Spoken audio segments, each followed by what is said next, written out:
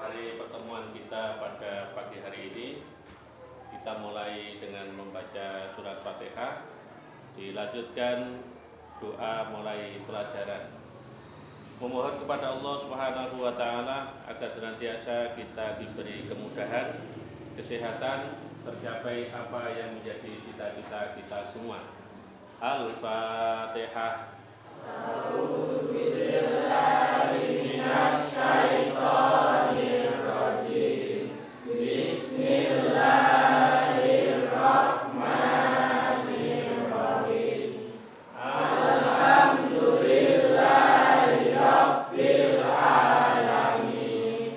Ar-Rahmanir Rahim. Maliki yaumiddin. Iyyaka na'budu wa iyyaka nasta'in. Ihdinas siratal mustaqim. Siratal ladzina an'amta 'alaihim ghairil maghdubi 'alaihim waladdallin. Amin. Bismillahirrahmanirrahim. Allahumma sholli wa sallim ala sayyidina Muhammad wa ala ali sayyidina Muhammad. Allahumma aghnini bil ilmi wa zayyinni bil ilmi wa akrimni bil taqwa wa jammilni bil afiyah. Amin. Walhamdulillahi rabbil alamin. Apresiana Ila Antika, Aura Purnamasari, Devananta Yanuar Santoso, Dwi Ayu Wandira, Eva Hesmi Emiawati, Fitria Nur Aziza, Gilang Rahmat Ardiansyah, Irma Permatasari, Kevin Kusuma. Apa kabar semua?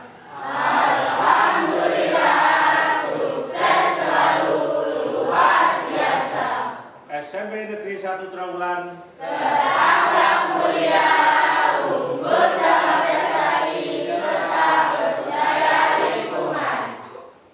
pada minggu yang lalu kita telah membahas tentang sholat fardu.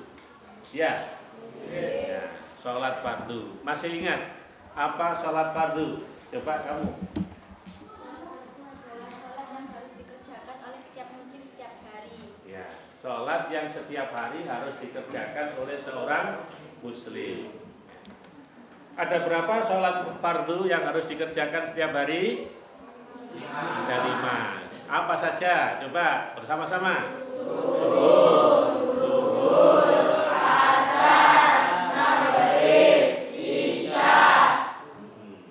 anak-anak sekalian, sholat 5 waktu yang sudah dipelajari kemarin itu dikerjakan tepat pada waktunya.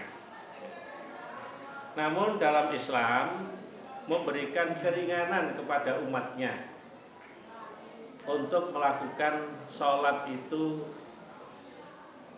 digabungkan atau dijamak. Sebagaimana materi yang akan kita pelajari pada pagi hari ini tentang sholat jamak dan qashar. Tentang apa anak? Sholat jamak dan qashar. Untuk itu kemarin kalian sudah saya berikan mukadimah, ditelaah di rumah buku paketnya tentang terkait sholat jamak qashar. Adapun pada pagi hari ini Pak Nas akan menayangkan video supaya nanti diamati, dicermati dan sekaligus nanti didiskusikan bersama-sama. Assalamualaikum warahmatullahi wabarakatuh.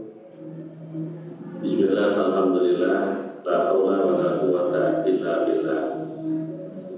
Anak-anak sekalian yang saya cintai, alhamdulillah pada pagi hari ini kita bisa bertemu kembali bersama Pak Nasrullah dalam keadaan sehat walafiat. Pada hari ini kita akan melanjutkan pembelajaran pendidikan agama Islam dan budi pekerti. Namun sebelumnya, mari kita awali dengan doa bersama sebagaimana yang kita baca setiap hari agar ilmu kita menjadi ilmu yang bermanfaat dan barokah. Bismillahirrahmanirrahim. Allahumma salli wa sallim ala sayyidina Muhammad wa ala ali sayyidina Muhammad. Allahumma aghnini bil ilmi wa zayyinni bil ilmi wa akrimni bit taqwa wa jammilni bil afiyah. Amin. Walhamdulillahi rabbil alamin.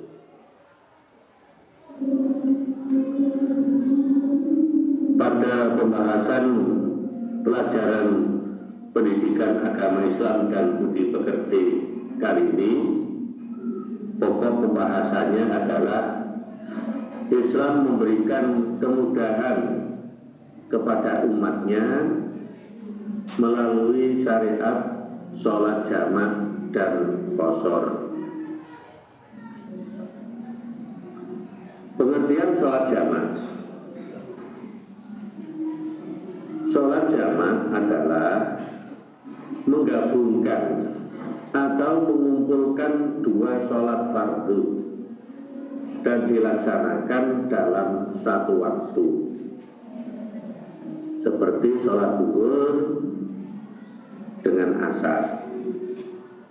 Yang keduanya dikerjakan di waktu zuhur saja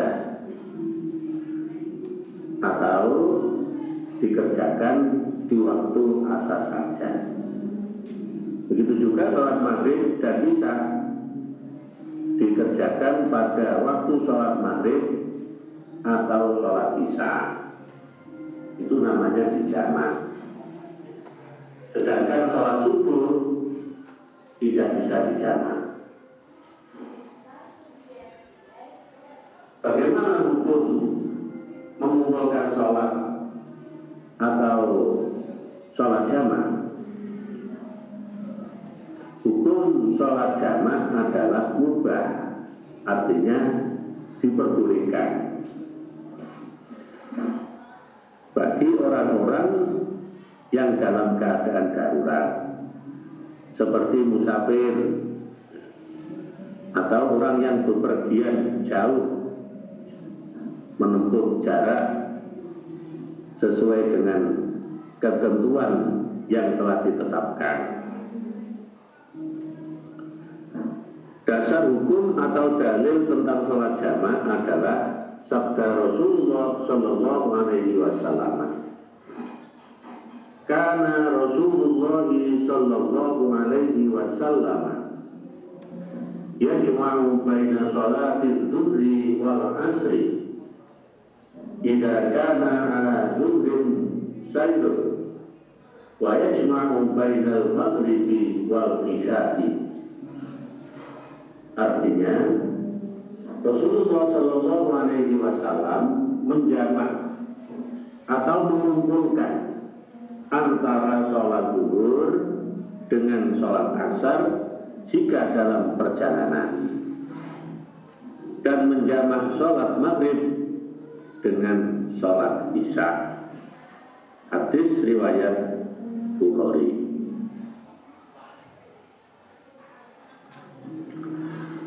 Syarat sah sholat jamak. Satu, dalam perjalanan jauh yang jarak tempuhnya kurang lebih 17 km. Sebagian ulama mensyaratkan jarak perjalanan harus memenuhi 80,6 km. Syarat yang kedua, perjalanan itu tidak bertujuan maksiat, namun bertujuan baik, seperti silaturahim, berdagang, rekreasi, dan lain-lain sebagainya. Yang ketiga, dalam keadaan darurat atau ketakutan dan rasa sangat khawatir, seperti situasi perang, sakit, hujan lebat, angin toban, dan terjadinya bencana alam. Macam-macam sholat jamaah. Sholat jamaah ada dua macam.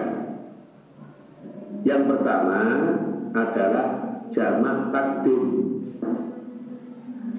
yaitu sholat yang dilakukan dengan cara menggabungkan dua sholat fardu dan dilaksanakan pada saat waktu sholat fardu yang pertama.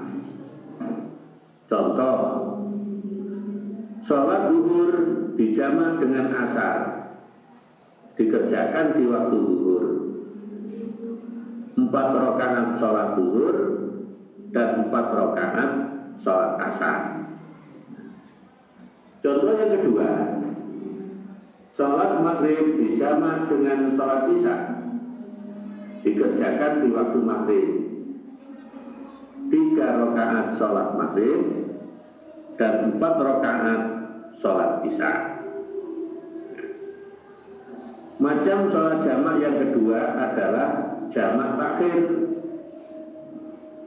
yaitu sholat yang dilakukan dengan cara menggabungkan dua sholat fardu dan dilaksanakan pada saat waktu sholat yang kedua atau sholat yang terakhir.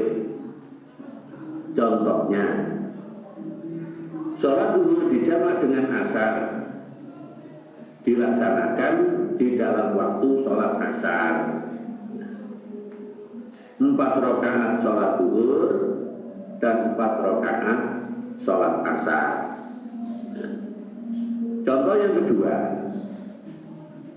sholat maghrib dijamak dengan isya, dilaksanakan di dalam waktu isya. 3 rakaat sholat maghrib dan 4 rakaat sholat isya. Syarat-syarat melaksanakan sholat jamaah.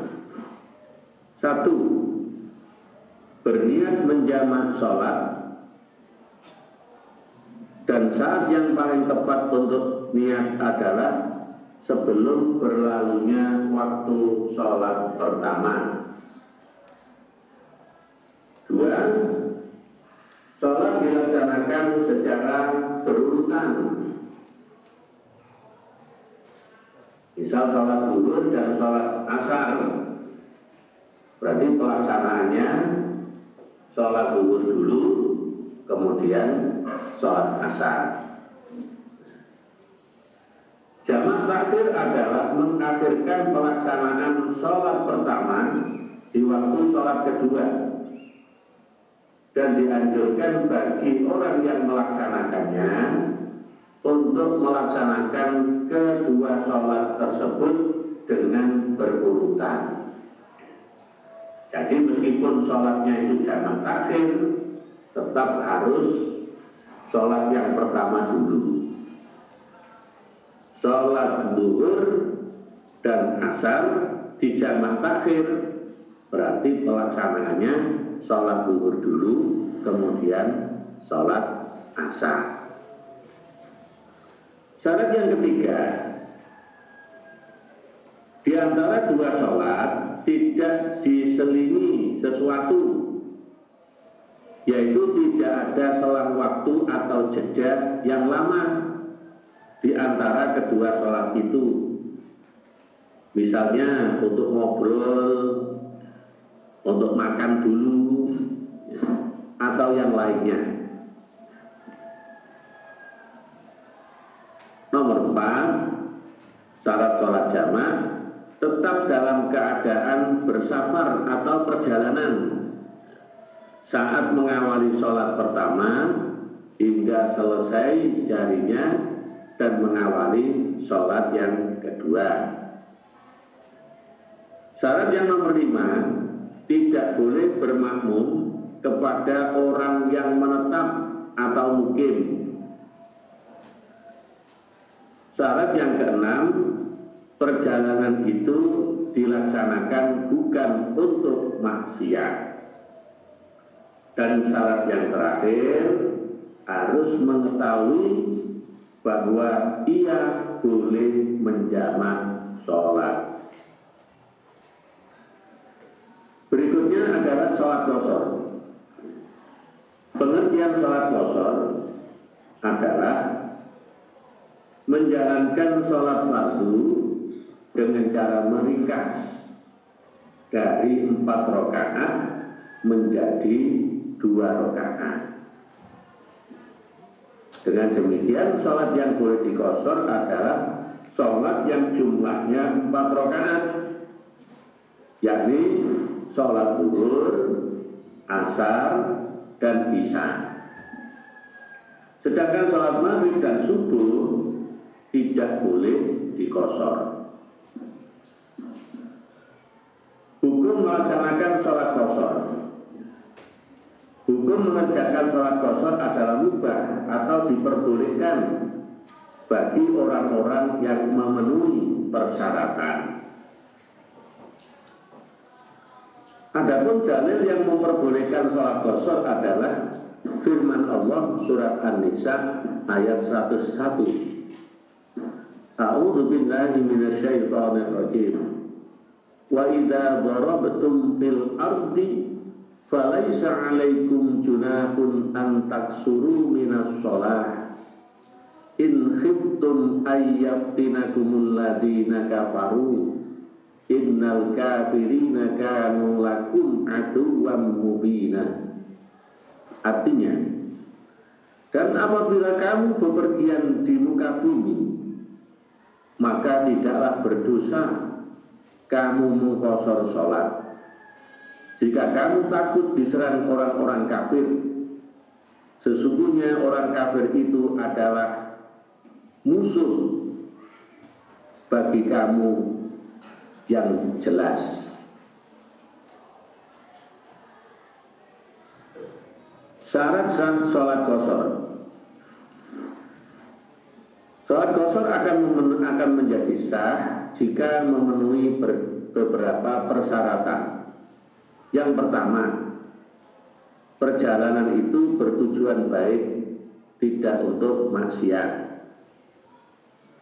Kedua, perjalanan dengan jarak jauh kurang lebih 80,6 km.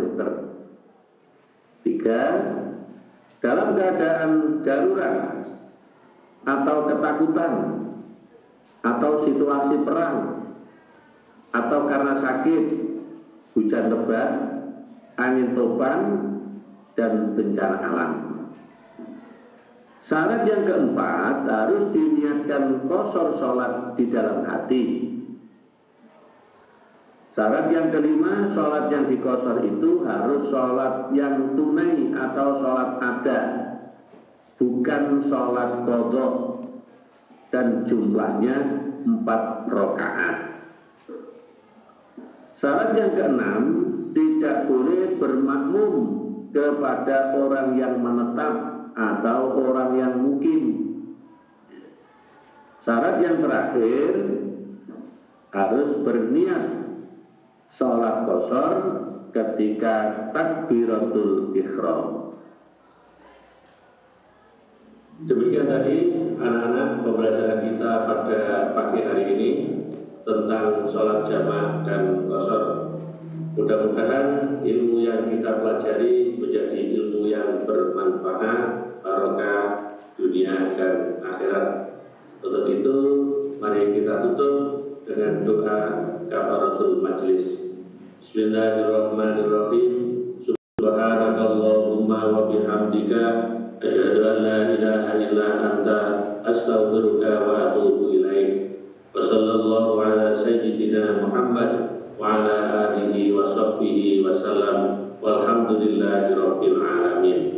Selamat bertemu kembali pada pertemuan yang akan datang. Wassalamualaikum warahmatullahi wabarakatuh. Dalam materi yang ada dalam buku itu, di sana ada gambar orang sedang sholat di atas batu.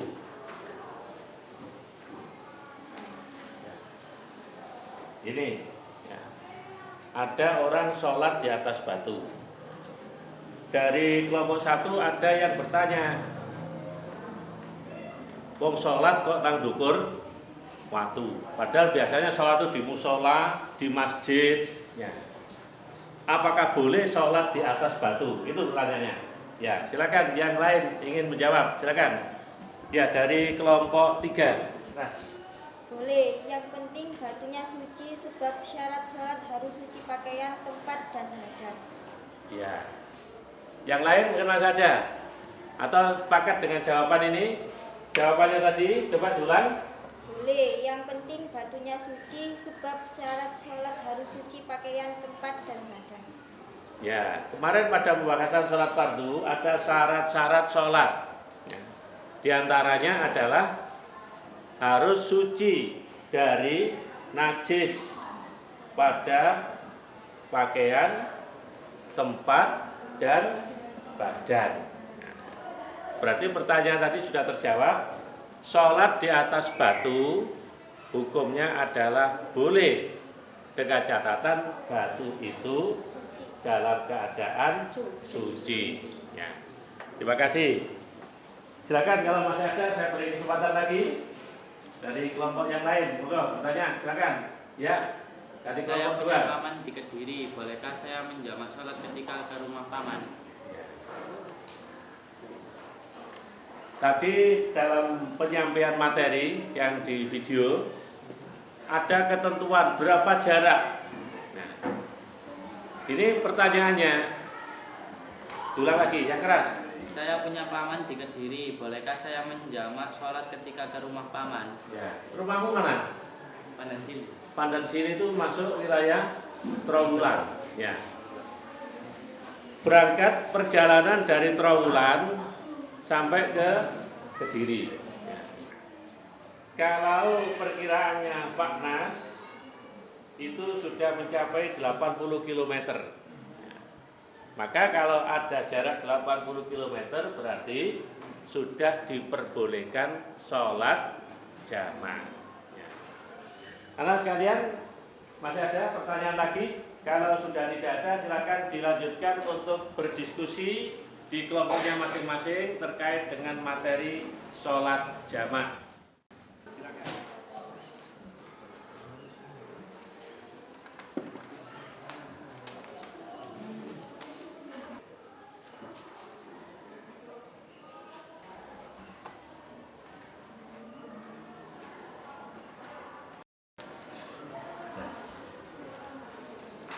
Anak-anak, saya kira sudah cukup untuk waktunya diskusi.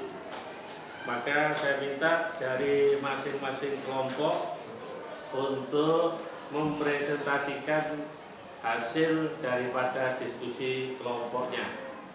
Setelah kami berdiskusi dengan kelompok saya menyimpulkan bahwa dasar kebolehan sholat jamaah adalah hadis Rasulullah SAW yang artinya dari Anas radhiyallahu anhu berkata, apabila Nabi Muhammad SAW hendak menjamak antara dua sholat ketika dalam perjalanan, beliau mengakhirkan sholat zuhur hingga awal waktu asar. Kemudian beliau menjamak antara keduanya. Hadis riwayat Muslim. Ya, terima kasih. Inti daripada kesimpulan yang diberikan kelompok 3 adalah tentang dasar hukum sholat qashar, yaitu hadis Nabi. Jadi itu ceritanya ketika Nabi itu akan bepergian, ya, diperkirakan memakan waktu yang cukup panjang, cukup jauh, maka Kanjeng Nabi mengqashar sholatnya. Itu sebagaimana materi yang ada dalam buku halaman 35. Silakan dibuka kembali. Silakan kelompok 2 untuk mempresentasikan hasil diskusinya. Menurut hasil diskusi kelompok saya, hukum sholat jamaah adalah boleh bagi orang yang berada pada kondisi darurat, seperti dalam perjalanan jauh. Jauh itu berapa kilometer? 80 Berapa? 80 kilometer. Ya. Kelompok 2 menyimpulkan bahwa diperbolehkannya sholat jamaah itu ketika bepergian atau safar menempuh jarak kurang lebih 80 km. Selanjutnya untuk kelompok 4, silakan. sholat jamaah takdim adalah itu hasil diskusi saya dengan kelompok saya. Sholat jamaah takdim adalah sholat yang dilakukan dengan cara melakukan dua sholat fardu dan dilaksanakan pada saat waktu sholat fardu yang pertama.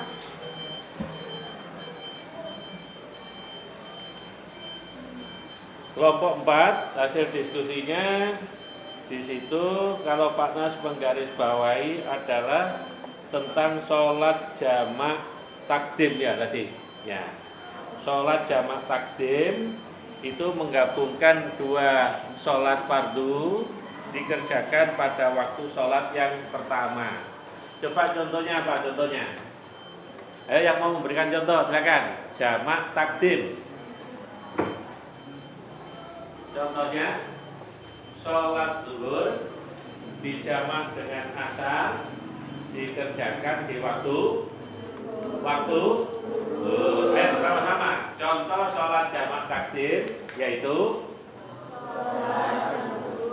dengan asar dikerjakan di waktu zuhur. Itu namanya jamak takdim. Ya. Untuk yang terakhir ke kelompok 1, silakan. Hasil diskusi saya dengan kelompok saya adalah sholat jamak menggabungkan dua sholat fardu dan mengerjakannya dalam satu waktu saja. Sholat jamak boleh dilaksanakan pada waktu sholat yang pertama, jamak takdim, maupun pada waktu sholat yang kedua, jamak takdim. Hampir sama dengan kelompok 4 ya, menjelaskan tentang sholat jamak. Dan sholat jamak itu ada dua macam, yaitu sholat jamak takdim dan sholat jamak takdim. Dari beberapa hasil diskusi pada materi sholat jamak dan qashar ini bisa kita simpulkan. Yang pertama, Allah memberikan kemudahan kepada umat ini ketika dalam keadaan darurat bisa melaksanakan sholat jamak dan qashar. Namun semuanya itu harus memenuhi kriteria dan ketentuan sebagaimana yang ada di dalam materi. Untuk kegiatan berikutnya, pada pertemuan yang akan datang, kalian akan sampai pada praktek sholat jamaah. Namun jangan lupa akan diberikan tugas dan PR oleh Pak Nas, nanti diselesaikan di rumah. Pada pertemuan yang akan datang sudah selesai dan dikumpulkan. Untuk tugas dan PR nanti akan saya berikan secara fotokopi setelah ini nanti akan disampaikan oleh ketua kelas. Agar pertemuan kita pada pagi hari ini menjadi pertemuan yang barokah, menjadi ilmu yang bermanfaat, mari kita tutup dengan doa kifaratul majelis yang biasa dibaca ketika kalian usai pembelajaran. Mari bersama-sama dengan menundukkan kepala kita berdoa. Berdoa mulai. Bismillahirrahmanirrahim. Subhanakallahumma wa bihamdika asyhadu an la ilaha illa anta astaghfiruka wa atubu ilaik. Wa sallallahu ala sayyidina Muhammad wa ala alihi wa sahbihi wa sallam. Walhamdulillahi rabbil alamin. Demikian tadi pertemuan kita pada pagi hari ini. Silakan untuk beristirahat. Assalamualaikum warahmatullahi wabarakatuh.